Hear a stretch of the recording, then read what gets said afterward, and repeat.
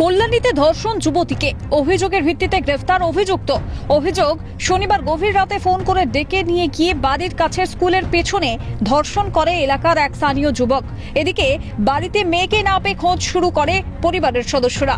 এরপর ঘটনাস্থলে পৌঁছতেই দেখা যায় জামা কাপড় ছেঁড়া অবস্থায় স্কুলের পিছন থেকে বেরিয়ে আসছে নির্যাতিতা। তারই পিছন থেকে ঘটনাস্থল থেকে বেরিয়ে যাচ্ছে নেশাগ্রস্ত এক যুবক। সেই সময় অভিযুক্তকে সামনে পেয়ে চড় থাপ্পড় কষিয়ে দেন যুবতীর মা। মেয়েকে রাত্রেবেলা একটা সময় নিয়ে গিয়ে জঙ্গলে নিয়ে রেপ করতে গেছিল। কে সেটা? মতিপুরের একটা ছেলে। আচ্ছা, এক নম্বর রোডেই বাড়ি? হ্যাঁ, আমার বাড়ি 1 নম্বর রোড। আর তার বাড়িও 1 নম্বর রোডে? না, তার বাড়ি মতিপুর।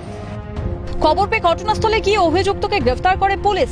নির্যাতিতা পরিবারের দাবি, তাদের মেয়ের চোখের নিচে, ঠোঁটে, মুখে এবং শরীরের একাধিক অংশে একাধিক আঘাতের চিহ্ন পাওয়া গেছে।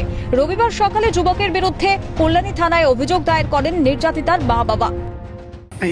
আপনার মেয়ের সঙ্গে ছেলেটার পরিচয় আছে কোনোভাবে?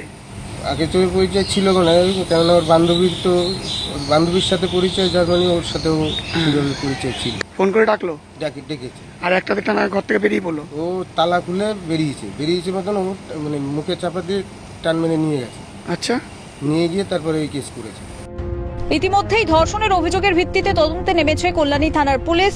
রবিবার দুপুরে নির্যাতিতার মেডিকেল পরীক্ষা করানো হয় কল্যাণী জওহরলাল নেহেরু মেমোরিয়াল হাসপাতালে। নদিয়া থেকে সুবীর দাসের রিপোর্ট, ক্যালকাটা নিউজ।